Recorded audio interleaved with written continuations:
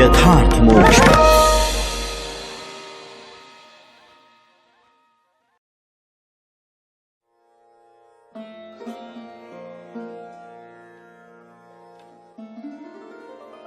ऋषियों ने आपकी प्राप्ति के लिए अनेकों मार्ग माने हैं। उनमें जो स्थूल दृष्टि वाले हैं वे मणिपूरक चक्र में अग्नि रूप से आपकी उपासना करते हैं। अरुण वंश के ऋषि समस्त नाड़ियों के निकलने के स्थान हृदय में आपके परम सूक्ष्म स्वरूप दहर ब्रह्म की उपासना करते हैं। प्रभु, हृदय से ही आपको प्राप्त करने का श्रेष्ठ मार्ग सुषुम्ना नाड़ी ब्रह्मरंध्र तक गई हुई है। जो पुरुष उस ज्योतिर्मय मार्ग को प्राप्त कर लेता है, उससे ऊपर की ओर बढ़ता है, वह फिर जन्म मृत्यु के चक्कर में नहीं पड़ता। भगवान, आपने ही देवता, मनुष्य और पशु पक्षी आदि योनियां बनाई हैं। सदा सर्वत्र सब रूपों में आप हैं ही, इसलिए कारण रूप से प्रवेश न करने पर भी आप ऐसे जान पड़ते हैं मानो उसमें प्रविष्ट हुए हों। साथ ही विभिन्न आकृतियों का अनुकरण करके कहीं उत्तम तो कहीं अधम रूप से प्रतीत होते हैं। जैसे आग छोटी बड़ी लकड़ियों और कर्मों के अनुसार प्रचुर अथवा अल्प परिमाण में या उत्तम अधम रूप में प्रतीत होती है। इसलिए संत पुरुष लौकिक पारलौकिक कर्मों की दुकानदारी से, उनके फलों से विरक्त हो जाते हैं और अपनी निर्मल बुद्धि से सत्य असत्य, आत्मा अनात्मा को पहचान कर जगत के झूठे रूपों में नहीं फंसते। आपके सर्वत्र एक रस संभाव से स्थित सत्य स्वरूप का साक्षात्कार करते हैं। प्रभु, जीव जिन शरीरों में रहता है वे उसके कर्म के द्वारा निर्मित होते हैं और वास्तव में उन शरीरों के कार्य कारण रूप आवरणों से वह रहित है, क्योंकि वस्तुतः उन आवरणों की सत्ता ही नहीं है। तत्वज्ञानी पुरुष ऐसा कहते हैं कि समस्त शक्तियों को धारण करने वाले आपका ही वह स्वरूप है। स्वरूप होने के कारण अंश न होने पर भी उसे अंश कहते हैं और निर्मित न होने पर भी निर्मित कहते हैं।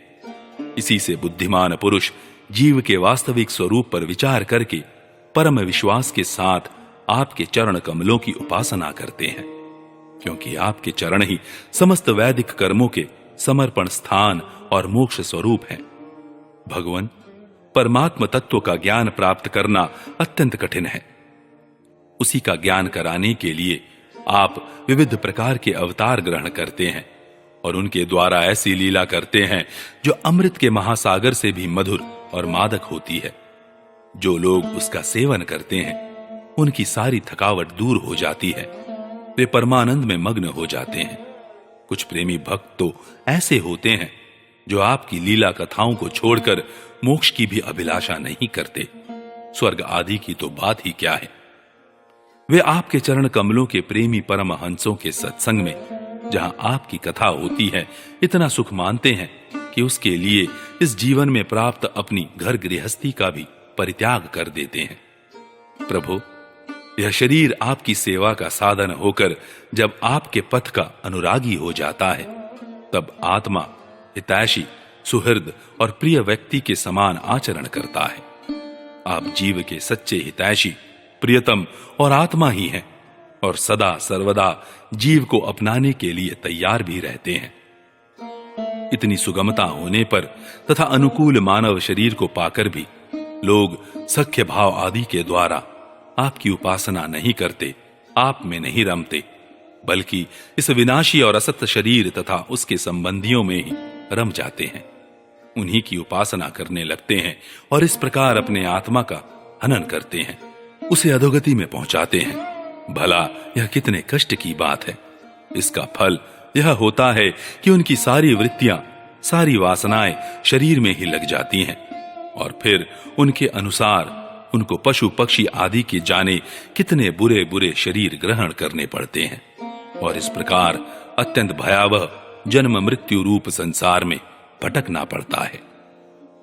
प्रभु, बड़े बड़े विचारशील योगी यति अपने प्राण, मन और इंद्रियों को वश में करके दृढ़ योगाभ्यास के द्वारा हृदय में आपकी उपासना करते हैं, परंतु आश्चर्य की बात तो यह है कि उन्हें जिस पद की प्राप्ति होती है उसी की प्राप्ति उन शत्रुओं को भी हो जाती है जो आपसे वैर भाव रखते हैं, क्योंकि स्मरण तो वे भी करते ही हैं।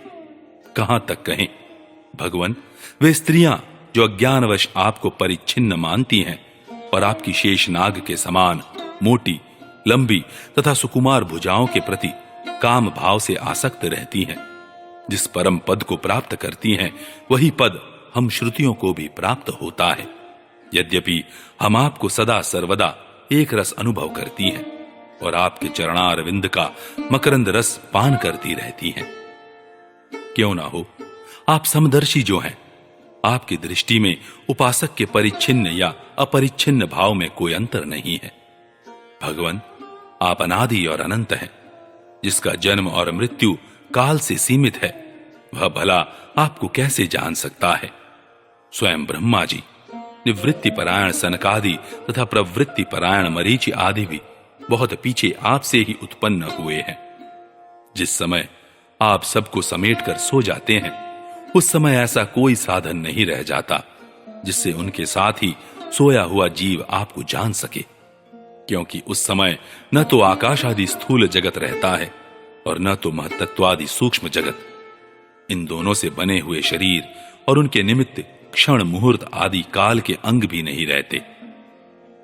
उस समय कुछ भी नहीं रहता, यहां तक कि शास्त्र भी आप में ही समा जाते हैं।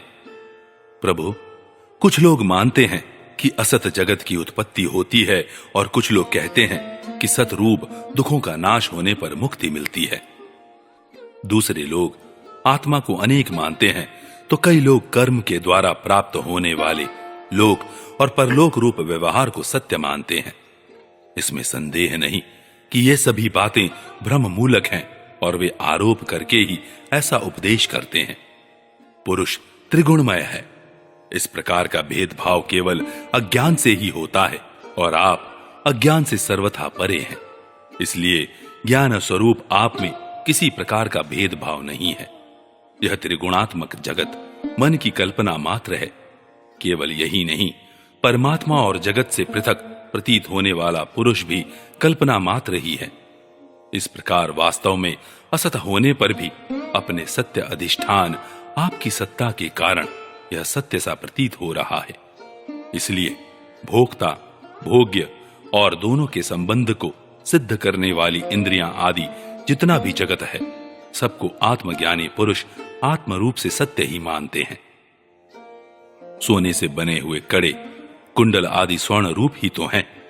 इसलिए उनको इस रूप में जानने वाला पुरुष उन्हें छोड़ता नहीं। वह समझता है कि यह भी सोना है। इसी प्रकार यह जगत आत्मा में ही कल्पित, आत्मा से ही व्याप्त है। इसलिए आत्मज्ञानी पुरुष इसे आत्मरूप ही मानते हैं। भगवान, जो लोग यह समझते हैं कि आप समस्त प्राणियों और पदार्थों के अधिष्ठान हैं, सबके आधार हैं और सर्वात्म भाव से आपका भजन सेवन करते हैं, वे मृत्यु को तुच्छ समझकर उसके सिर पर लात मारते हैं, अर्थात उस पर विजय प्राप्त कर लेते हैं। जो लोग आपसे विमुख हैं, वे चाहे जितने बड़े विद्वान हो, उन्हें आप कर्मों का प्रतिपादन करने वाली श्रुतियों से पशुओं के समान बांध लेते हैं। इसके विपरीत जिन्होंने आपके साथ प्रेम का संबंध जोड़ रखा है, वे न केवल अपने को बल्कि दूसरों को भी पवित्र कर देते हैं, जगत के बंधन से छुड़ा देते हैं। ऐसा सौभाग्य भला आपसे विमुख लोगों को कैसे प्राप्त हो सकता है?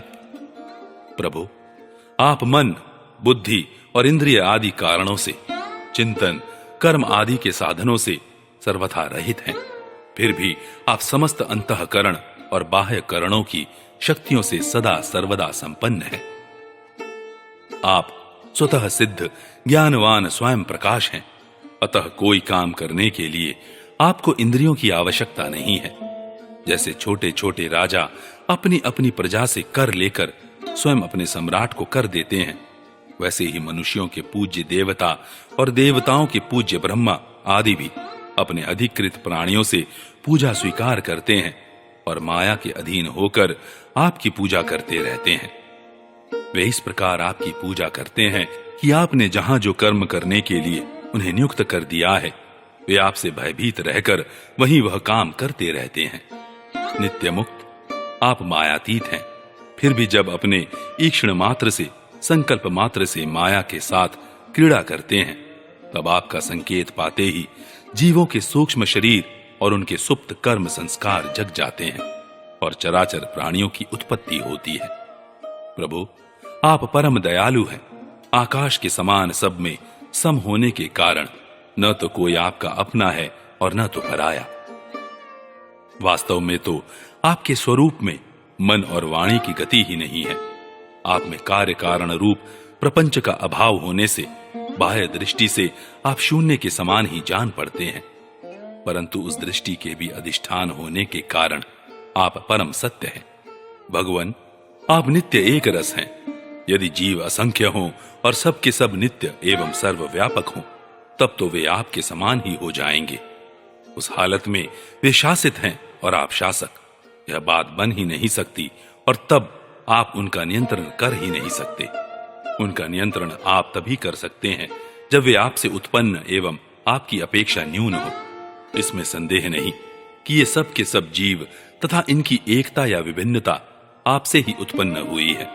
इसलिए आप उनमें कारण रूप से रहते हुए भी उनके नियामक हैं।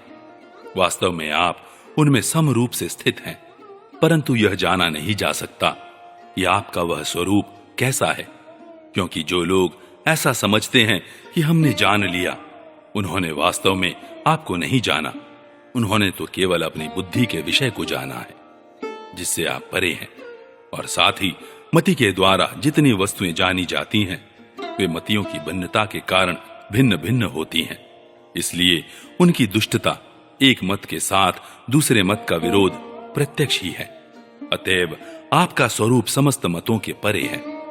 स्वामिन, जीव आपसे उत्पन्न होता है, यह कहने का ऐसा अर्थ नहीं है कि आप परिणाम के द्वारा जीव बनते हैं। सिद्धांत तो यह है कि प्रकृति और पुरुष दोनों ही अजन्मा है, अर्थात उनका वास्तविक स्वरूप जो आप हैं कभी वृत्तियों के अंदर उतरता नहीं, जन्म नहीं लेता। तब प्राणियों का जन्म कैसे होता है? अज्ञान के कारण प्रकृति को पुरुष और पुरुष को प्रकृति समझ लेने से, एक का दूसरे के साथ संयोग हो जाने से, जैसे बुलबुला नाम की कोई स्वतंत्र वस्तु नहीं है, परंतु उपादान कारण जल और निमित्त कारण वायु के संयोग से उसकी सृष्टि हो जाती है। प्रकृति में पुरुष और पुरुष में प्रकृति का अध्यास हो जाने के कारण ही जीवों के विविध नाम और गुण रख लिए जाते हैं। अंत में जैसे समुद्र में नदियां और मधु में समस्त पुष्पों के रस समा जाते हैं, वैसे ही वे सब के सब उपाधि रहित आप में समा जाते हैं। भगवान, सभी जीव आपकी माया से भ्रम में भटक रहे हैं, अपने को आपसे पृथक मानकर जन्म मृत्यु का चक्कर काट रहे हैं। परंतु बुद्धिमान पुरुष इस भ्रम को समझ लेते हैं और संपूर्ण भक्ति भाव से आपकी शरण ग्रहण करते हैं, क्योंकि आप जन्म मृत्यु के चक्कर से छुड़ाने वाले हैं। यद्यपि शीत, ग्रीष्म और वर्षा, इन तीन भागों वाला काल चक्र आपका भ्रूविलास मात्र है, वह सभी को भयभीत करता है, परंतु वह उन्हीं को बार बार भयभीत करता है जो आपकी शरण नहीं लेते, जो आपके शरणागत भक्त हैं। उन्हें भला जन्म मृत्यु रूप संसार का भय कैसे हो सकता है? अजन्मा प्रभु, जिन योगियों ने अपनी इंद्रियों और प्राणों को वश में कर लिया है, वे भी जब गुरुदेव के चरणों की शरण न लेकर उच्छृंखल एवं अत्यंत चंचल मन तुरंग को अपने वश में करने का प्रयत्न करते हैं, तब अपने साधनों में सफल नहीं होते। उन्हें बार बार खेद और सैकड़ों विपत्तियों का सामना करना पड़ता है। केवल श्रम और दुख ही उनके हाथ लगता है। उनकी ठीक वही दशा होती है जैसी समुद्र में बिना कर्णधार की नाव पर यात्रा करने वाले व्यापारियों की होती है। भगवान, आप अखंड आनंद स्वरूप और शरणागतों के आत्मा हैं। आपके रहते स्वजन, पुत्र, देह, स्त्री, धन, महल, पृथ्वी, प्राण और रथ आदि से क्या प्रयोजन है? जो लोग इस सत्य सिद्धांत को न जानकर स्त्री पुरुष के संबंध से होने वाले सुखों में ही रम रहे हैं, उन्हें संसार में भला ऐसी कौन सी वस्तु है जो सुखी कर सके? क्योंकि संसार की सभी वस्तुएं स्वभाव से ही विनाशी हैं, एक न एक दिन मटियामेट हो जाने वाली हैं। और तो क्या, वे स्वरूप से ही सारहीन और सत्ताहीन हैं। वे भला क्या सुख दे सकती हैं? भगवान, जो ऐश्वर्य, लक्ष्मी, विद्या, जाति, तपस्या आदि के घमंड से रहित हैं, वे संत पुरुष इस पृथ्वी तल पर परम पवित्र और सबको पवित्र करने वाले पुण्यमय सच्चे तीर्थ स्थान हैं, क्योंकि उनके हृदय में आपके चरणारविंद सर्वदा विराजमान रहते हैं। और यही कारण है कि उन संत पुरुषों का चरणामृत समस्त पापों और तापों को सदा के लिए नष्ट कर देने वाला है। भगवान, आप नित्य आनंद स्वरूप आत्मा ही हैं, जो एक बार भी आपको अपना मन समर्पित कर देते हैं, आप में मन लगा देते हैं। वे उन देह गेहों में कभी नहीं फंसते जो जीव के विवेक, वैराग्य, धैर्य, क्षमा और शांति आदि गुणों का नाश करने वाले हैं। वे तो बस आप में ही रम जाते हैं। भगवान, जैसे मिट्टी से बना हुआ घड़ा मिट्टी रूप ही होता है, वैसे ही सत से बना हुआ जगत भी सत ही है। यह बात युक्ति संगत नहीं है, क्योंकि कारण और कार्य का निर्देश ही उनके भेद का द्योतक है। यदि केवल भेद का निषेध करने के लिए ही ऐसा कहा जा रहा हो, तो पिता और पुत्र में, दंड और घटनाश में कार्य कारण भाव होने पर भी वे एक दूसरे से भिन्न हैं। इस प्रकार कार्य कारण की एकता सर्वत्र एक सी नहीं देखी जाती। यदि कारण शब्द से निमित्त कारण न लेकर केवल उपादान कारण लिया जाए, जैसे कुंडल का सोना, तो भी कहीं कहीं कार्य की असत्यता प्रमाणित होती है। जैसे रस्सी में सांप, यहां उपादान कारण के सत्य होने पर भी उसका कार्य सर्प सर्वथा असत्य है। यदि यह कहा जाए कि प्रतीत होने वाले सर्प का उपादान कारण केवल रस्सी नहीं है, उसके साथ अविद्या का भ्रम का मेल भी है, तो यह समझना चाहिए कि अविद्या और सत वस्तु के संयोग से ही जगत की उत्पत्ति हुई है। इसलिए जैसे रस्सी में प्रतीत होने वाला सर्प मिथ्या है, वैसे ही सत वस्तु में अविद्या के संयोग से प्रतीत होने वाला नाम रूपात्मक जगत भी मिथ्या है। यदि केवल व्यवहार की सिद्धि के लिए ही जगत की सत्ता अभीष्ट हो, तो उसमें कोई आपत्ति नहीं, क्योंकि वह पारमार्थिक सत्य न होकर केवल व्यवहारिक सत्य है। यह भ्रम व्यवहारिक जगत में माने हुए काल की दृष्टि से अनादि है, और अज्ञानी जन बिना विचार किए पूर्व के भ्रम से प्रेरित होकर अंध परंपरा से इसे मानते चले आ रहे हैं। ऐसी स्थिति में कर्म फल को सत्य बतलाने वाली श्रुतियां केवल उन्हीं लोगों को भ्रम में डालती हैं जो कर्म में जड़ हो रहे हैं, और यह नहीं समझते कि इनका तात्पर्य कर्म फल की नित्यता बतलाने में नहीं, बल्कि उनकी प्रशंसा करके उन कर्मों में लगाने में है। भगवान, वास्तविक बात तो यह है कि यह जगत उत्पत्ति के पहले नहीं था और प्रलय के बाद नहीं रहेगा। इससे यह सिद्ध होता है कि यह बीच में भी एक रस परमात्मा में मिथ्या ही प्रतीत हो रहा है।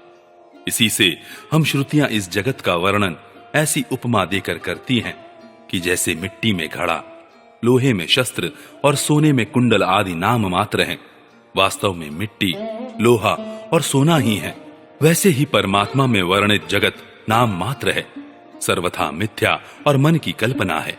इसे नासमझ मूर्ख ही सत्य मानते हैं।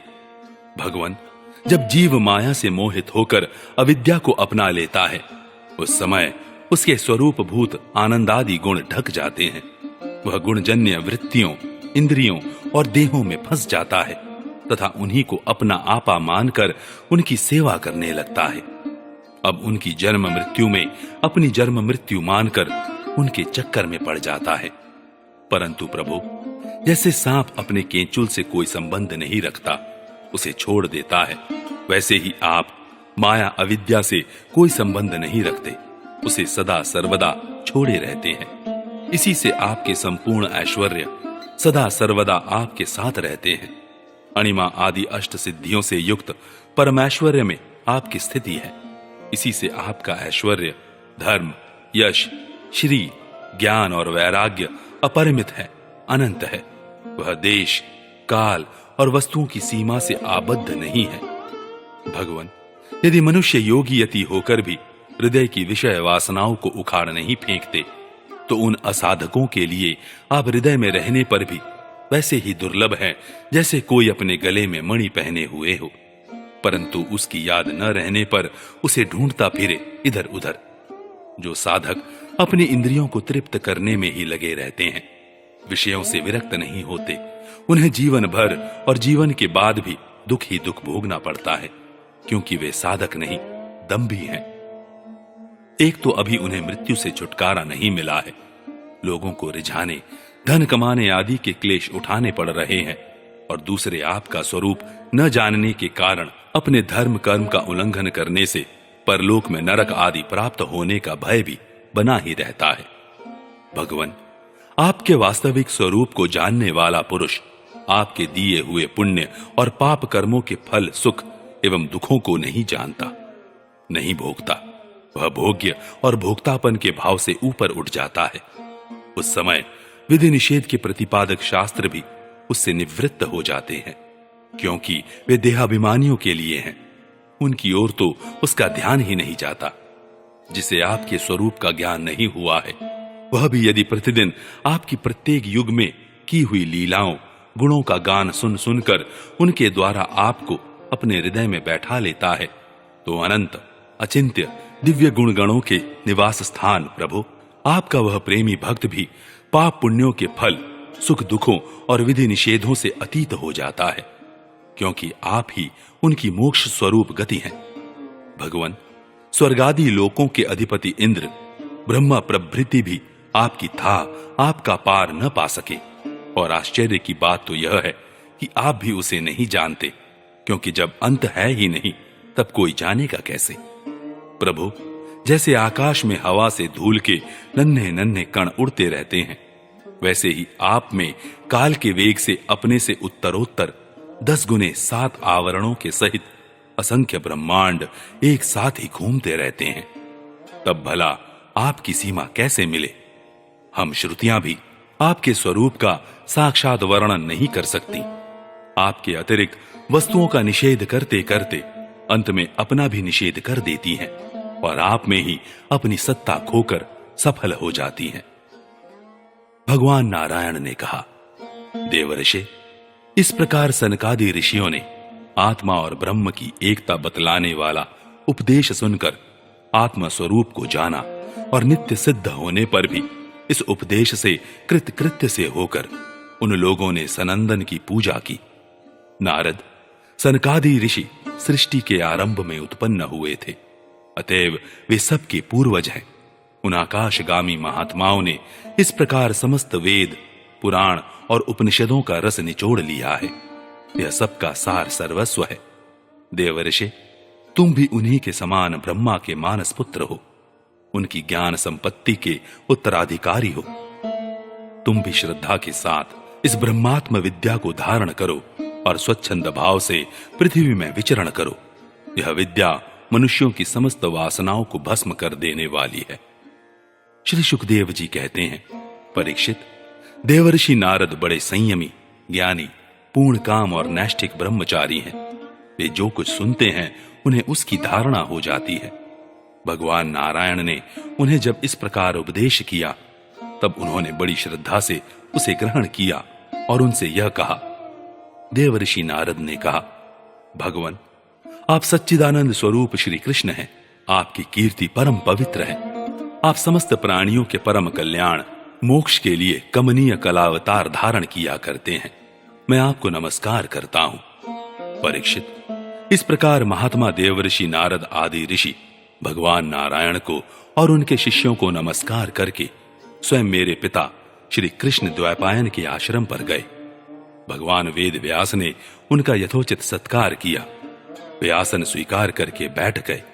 इसके बाद देवर्षि नारद ने जो कुछ भगवान नारायण के मुंह से सुना था, वह सब कुछ मेरे पिताजी को सुना दिया। राजन, इस प्रकार मैंने तुम्हें बतलाया कि मन वाणी से अगोचर और समस्त प्राकृत गुणों से रहित पर ब्रह्म परमात्मा का वर्णन श्रुतियां किस प्रकार करती हैं, और उसमें मन का कैसे प्रवेश होता है। यही तो तुम्हारा प्रश्न था। परीक्षित, भगवान ही इस विश्व का संकल्प करते हैं तथा उसके आदि, मध्य और अंत में स्थित रहते हैं। वे प्रकृति और जीव दोनों के स्वामी हैं। उन्होंने ही इसकी सृष्टि करके जीव के साथ इसमें प्रवेश किया है, और शरीरों का निर्माण करके वे ही उनका नियंत्रण करते हैं। जैसे गाढ़ निद्रा सुषुप्ति में मग्न पुरुष अपने शरीर का अनुसंधान छोड़ देता है, वैसे ही भगवान को पाकर यह जीव माया से मुक्त हो जाता है। भगवान ऐसे विशुद्ध केवल चिन्मात्र तत्व हैं कि उनमें जगत के कारण माया अथवा प्रकृति का रत्ती भर भी अस्तित्व नहीं है। वे ही वास्तव में अभय स्थान है। उनका चिंतन निरंतर करते रहना चाहिए।